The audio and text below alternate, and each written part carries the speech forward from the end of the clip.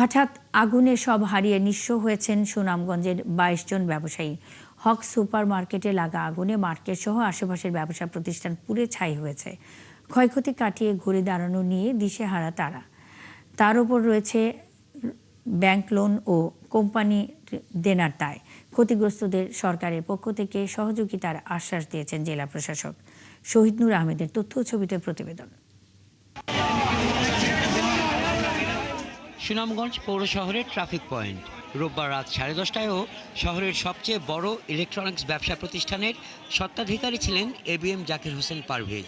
11:30টায় তার পাশের হক সুপার মার্কেটে আগুন লাগে। ফায়ার সার্ভিসের 2 ঘন্টার চেষ্টায় আগুন নিয়ন্ত্রণে এলেও রক্ষা হয়নি পারভেজের কোনো মালামাল।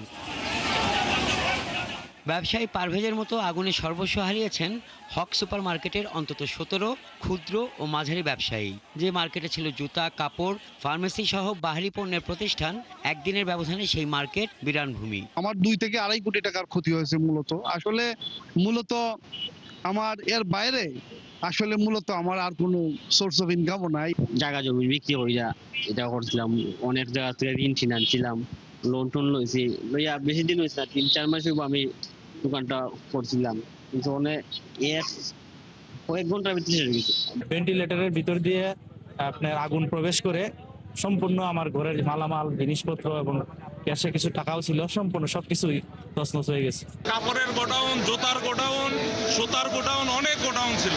ব্যবসায়ীদের একদম কোটি কোটি টাকা লস হয়েছে। ক্ষতিগ্রস্ত এলাকা পরিদর্শনে গিয়ে ক্ষতিগ্রস্ত ব্যবসায়ীদের পাশে থাকার কথা জানিয়েছেন সুনামগঞ্জ চেম্বার অব কমার্সের নেতারা।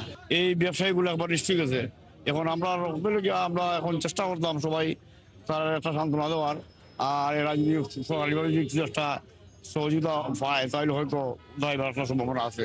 এদিকে অগ্নিকাণ্ডের কারণ ও ক্ষয়ক্ষতি নিরূপণে 7 সদস্যের তদন্ত কমিটি করেছে জেলা প্রশাসন। আমরা প্রাইমারিলি এই কারণটা খোঁজার জন্য এই কমিটিকে দায়িত্ব দিব। এরপরে যদি এতে কোনো নাশকতা বা অপরাধ প্রবণতা থাকে তাহলে সে অনুযায়ী পুলিশ যাতে ব্যবস্থা নিতে পারে সেই বিষয়ে সুপারিশ করবে কমিটি।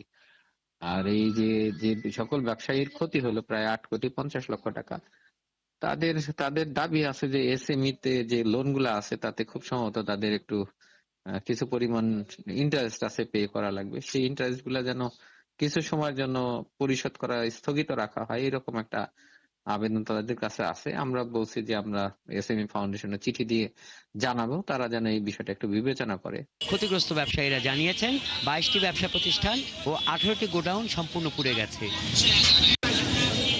হাসান আহমেদ, 71।